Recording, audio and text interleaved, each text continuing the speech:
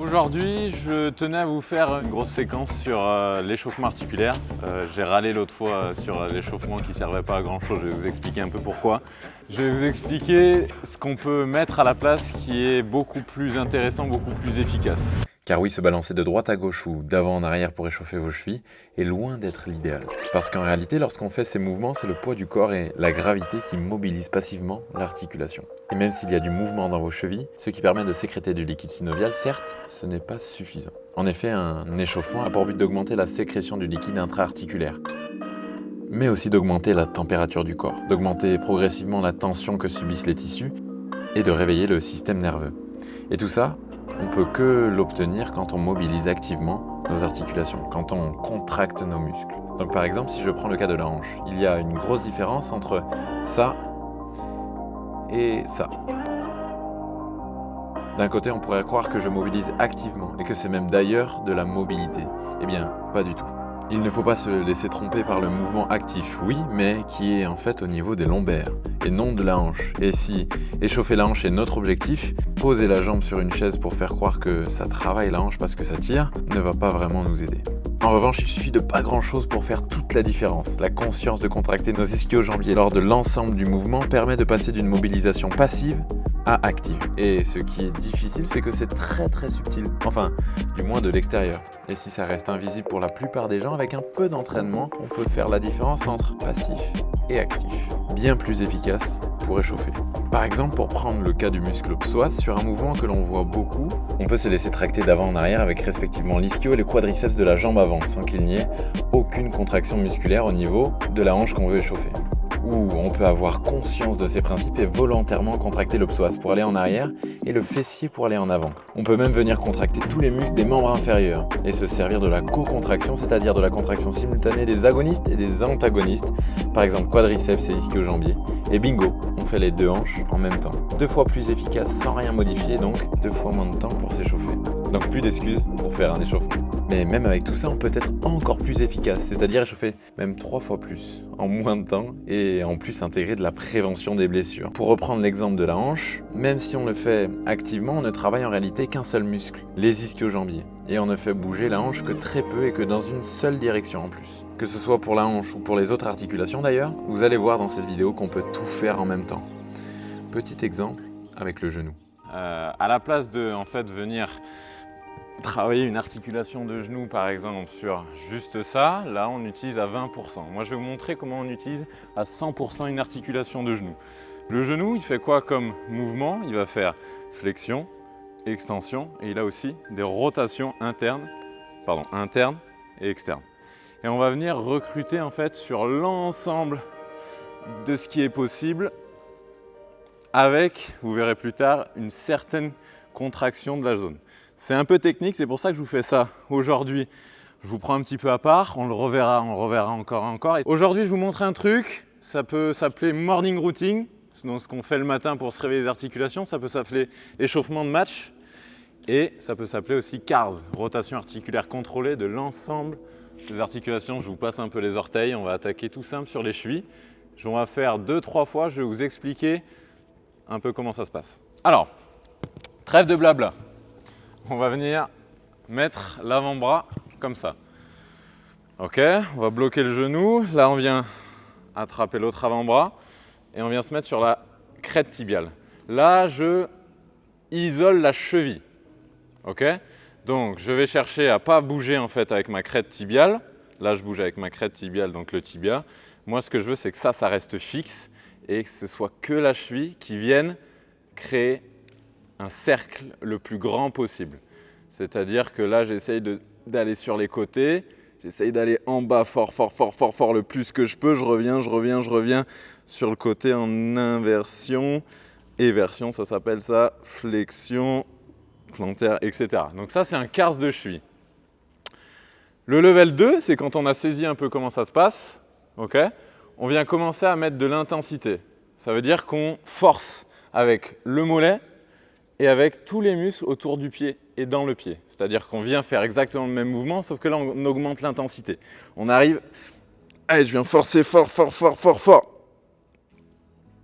Vous voyez ma tronche, normalement, c'est pas la même chose. On augmente l'intensité. Ok, Ça va? La même chose, on passe sur l'autre cheville, on peut le faire dans un sens, dans l'autre. Là, c'est exactement la même chose, on essaie de contrôler en fait l'ensemble du mouvement, d'y aller en douceur. Vous voyez que ma cheville gauche est beaucoup moins bien que ma cheville droite. Là, ça saute complètement. Quand il y a des sauts comme ça veut dire qu'on a des problèmes un peu au niveau des récepteurs. On n'y va jamais dans ces zones-là, donc forcément, le corps, il ne sait pas contrôler ce qui se passe. Voilà, ça va. Ça peut être bien en fait de ressentir un peu les différences droite-gauche. Ça nous donne pas mal d'infos. Deuxième rotation articulaire contrôlée. Je vous ai déjà un petit peu montré sur le genou. Donc là, on vient attraper avec ses mains. On peut venir comme ça, comme ça. Ça, c'est l'idéal. S'il y en a qui ont besoin, ça peut être un peu moins proche de soi, en fonction de la mobilité de chacun. Mon lord, oui, c'est bien. T'es ambitieux, mon lord, à le prendre comme ça. Alors là, le but, c'est qu'on mette un maximum de tension dans les tissus. Ça veut dire que mes mains, elles ne sont pas juste là, en fait, pour s'attraper l'une de l'autre. Mes mains, elles attrapent, elles serrent. Mon avant-bras, il est contracté, mon biceps est contracté, mes pecs sont contractés, et j'arrive à créer une tension vraiment énorme, en fait, dans tout mon corps. C'est ça, en fait, qui fait vraiment la différence. Et après, on vient créer une rotation externe. On va le découper en un peu plus, ce CARS, créer une rotation interne. Est-ce que tout le monde y arrive, ça, déjà?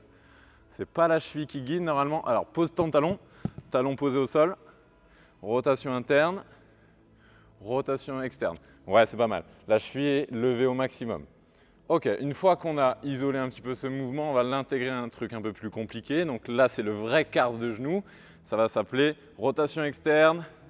Je lève, je vais aux 2/3, rotation interne. Et j'essaye d'augmenter durant la flexion la rotation interne. Vous voyez, là, je fais une rotation externe. J'essaye de pousser encore plus sur le côté au fur et à mesure que je tends ma jambe. Rotation interne. Et je pousse. Ok, là ça devient intéressant. On peut le faire exactement la même chose dans l'autre sens. Rotation interne. Allez, là on a compris le mouvement, j'ancre bien, je viens forcer, bras, avant-bras, pec, je serre, tac. Allez, je mets un maximum d'intensité. Tac, encore, un tour. Ok. Ouais, on relâche. Là je vais un petit peu vite, hein, mais au fur et à mesure, vous allez apprendre à contracter ce qu'il faut au bon moment. Parce que, mine de rien, les rotations juste de genoux sans intégrer la cheville, c'est assez complexe. La même chose de l'autre côté. Et là, vous pouvez ressentir aussi la différence entre genou droit et genou gauche. Moi, j'ai beaucoup moins de rotation interne. Là, je galère à aller en interne sur la gauche, alors que la droite, ça va beaucoup mieux. Ça, on verra sur le bilan. On met l'intensité qu'on est capable de tenir. Je vais vous montrer le dernier CARS. Ça va être au niveau de la hanche. J'ai besoin d'un petit poteau pour me montrer. On se mettra à deux pour se rapprocher. Alors, je vous l'avais déjà montré. On va l'améliorer un petit peu. On va commencer. Donc, on ancre bien la jambe. Là, c'est tendu et c'est gainé. C'est costaud. On vient monter en rotation externe. Ça, c'est la rotation externe de hanche. Moi, je pars d'en bas. Au fur et à mesure que je monte, j'essaye que mon pied aille le plus haut possible. Ok ? Une fois que je suis au max, je dérote, je vais sur le côté, rotation interne de hanche, attention à ne pas trop travailler avec le bassin, je reste à ma fin d'amplitude. Le bassin, normalement, il doit tracer une ligne là, qui ne bouge pas. Là, tu as vu Loïc, tu as tendance à... Tu as moins que ça. Et si, il faut que je t'essaye. Donc, rotation externe. Là, je viens ouvrir. Moi, si je suis dans ma vraie amplitude, si je ne veux pas compenser, je suis obligé de beaucoup baisser le genou. Tac, là, je suis à mon max au niveau de la hanche, par exemple. Ok ? Je vais en extension un petit peu, légèrement, et je redescends. Ça, c'est que la moitié du CARS. Je repars ici, jambes, genoux fléchis, et extension, je monte sur le côté. Là, c'est mon max. Rotation, je tourne.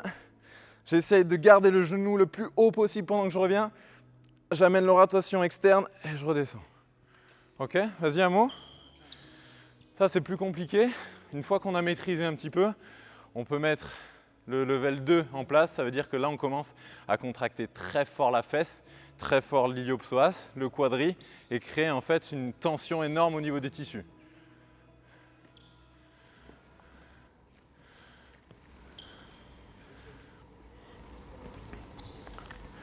C'est bien, c'est bien. Alors non, pas avant de la rotation interne, il faut que tu partes sur le côté.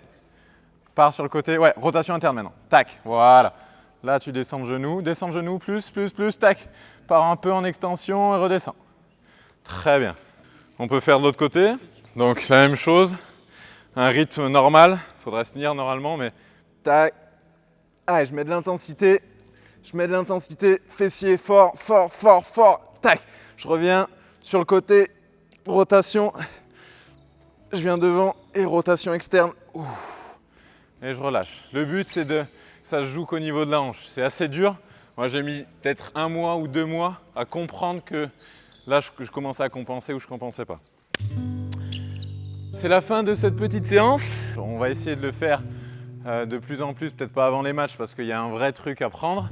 Mais le but de tout ça, c'est qu'on sache s'échauffer.